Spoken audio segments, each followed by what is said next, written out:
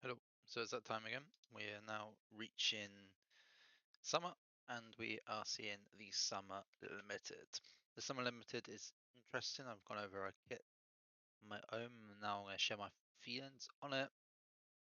So first of all, faction, Nimbus Brotherhood, attacker, class and mark red.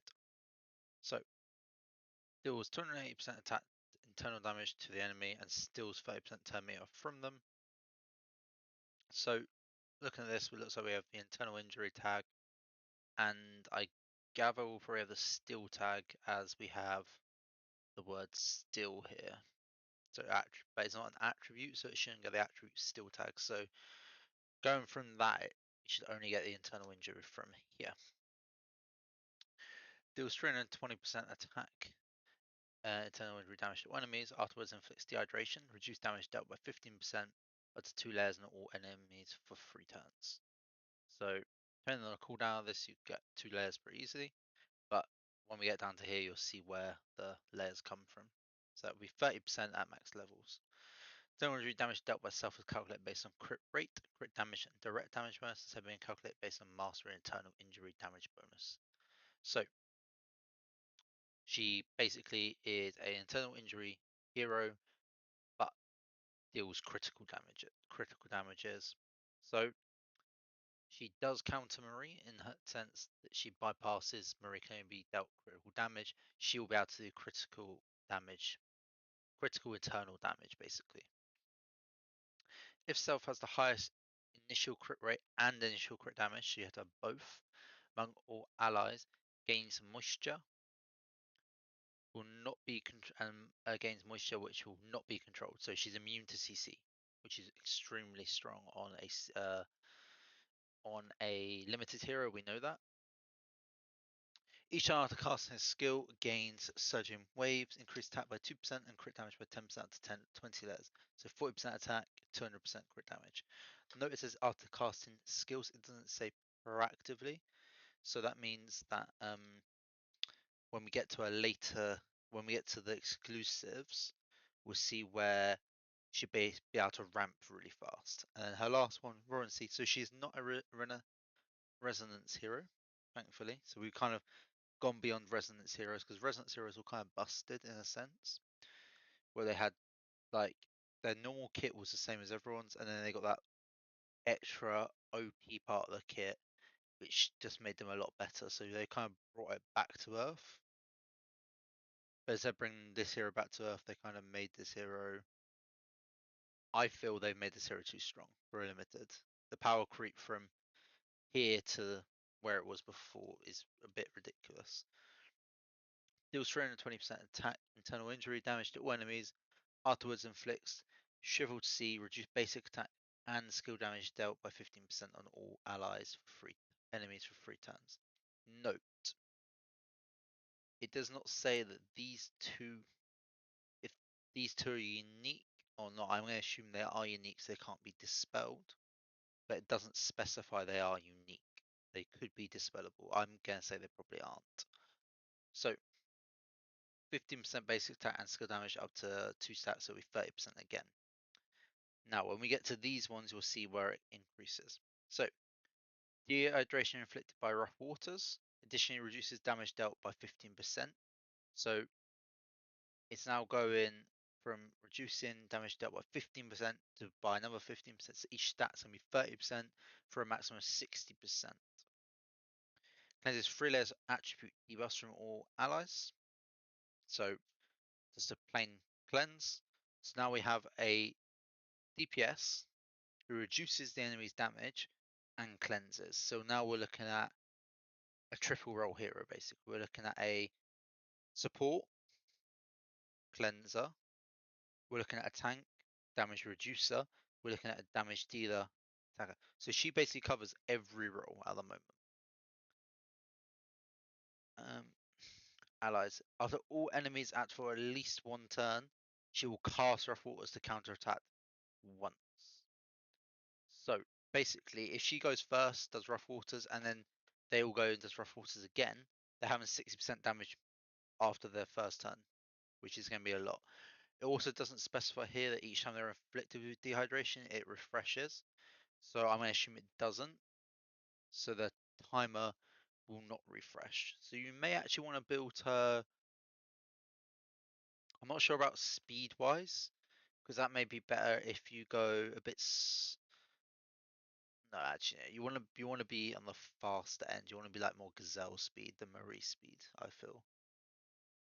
Beginning of each wave inflicts falling tides, so reduce defense to 1 point, and the enemy with the highest initial defense for 4 turns. If the enemy is not a boss, when they remove buffs from allies, inflict falling tides on them again. So this does not actually say bosses are immune to this. This could affect bosses. If this affects bosses, that means bosses are going to die extremely fast with her. Extremely fast. And it refreshes against things. So basically against MJ, you're done. Against Hogarth, you're done. Like they're just not gonna have their kits, just not gonna work. MJ's kits can go from healing for whatever it like 100 to 200k per turn per time to around 1. It's based off his defense. So that could be a really interesting mechanic. That's E1. The E1's actually solid. For the first time in a while, we've actually got solid E1. Even without the E1, the kit is extremely strong. So, level 2, E2. Shrivel C inflicted by Roaring Sea. Additionally reduces basic attack and skill damage dealt by 15%. So, same as this one, we go from 15% up to 30% per stack, so it'll be 6% total. And then, meanwhile, cleanse 5 layers of dot debuffs from all allies. So, what we see in here, we're seeing cleansing attribute debuffs, cleansing dot debuffs. Which heroes do a lot of dot debuffs and a lot of attribute debuffs? Let's just think. Gazelle. So at the moment, a lot of her kit is targeting Gazelle down to the wire, in my opinion. Then after all allies act for at least 1 turn, Felicia will cast Roaring Sea to pursue an attack once.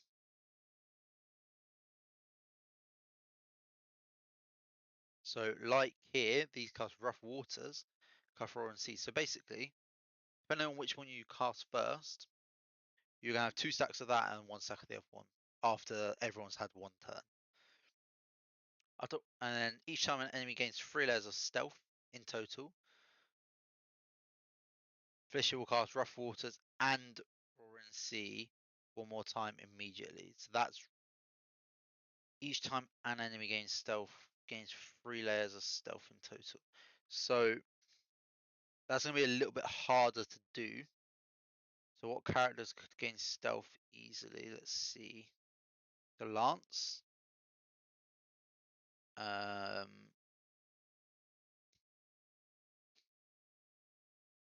MJ gives up stealth, but not 3 turns worth of stealth.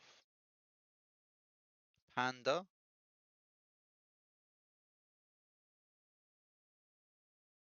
Yeah, they're the main 3 at the moment I'm thinking of. Because basically, if she does this, it's curtains for the team, realistically. Rough Waters and Ron, so you're getting both of these as 640% attack internal damage, reducing your damage by 30%, and your basic attack and skill damage by 30%. So at that point, your team's going to either die or not going to do any damage. Okay, Felicia is immune to attack down 1 and 2, so counters Gazelle yet again. Whenever allies deal damage to enemies by casting skills proactively, Felicia deals 100% attack internal damage that ignores shields to the enemy. If the target is a boss, deal 500% attack instead. So basically, she has a very similar mechanic to Marie, and then does a lot more damage to boss. Each time this damage is triggered, restore all allies' HP by 100% of Felicia's attack. So that's not going to restore it that much. That should be probably 60,000 per turn. And this is not affected by healing effect or healed effect. So basically,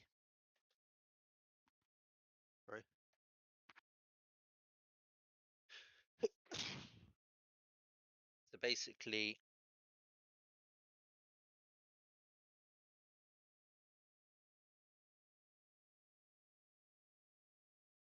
so basically, you basically want to tack up on that to get the most out of it. So again, that heal is not going to be the best. And then increase the damage to 900% of the original. 900% of the original the 20th time this damage is triggered. So against bosses, you're going to be doing 500%. 900% of 500% is 4,500% of your attack on the 20th turn. 20th time it's cast. So when allies, so what you basically need, each ally would have to have 5 turns minimum. Remember, it's proactively, so they have to do skills proactively.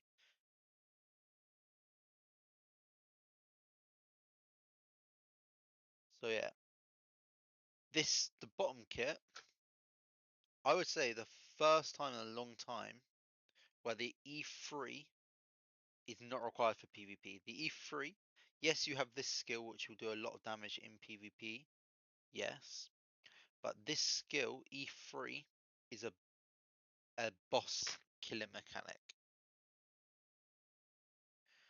This one E2 is very good, E1 is very good, but honestly, honest opinions on the boss, the boss, the kit, extreme damage reduction, interesting mechanics here, good ramp,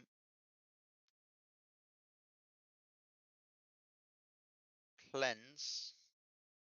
Not sure how damage will be, but it looks high. Overall, very impressed by her. You just need to make her crit rate and crit damage the best. So you're gonna have to find really strong dev kit for her.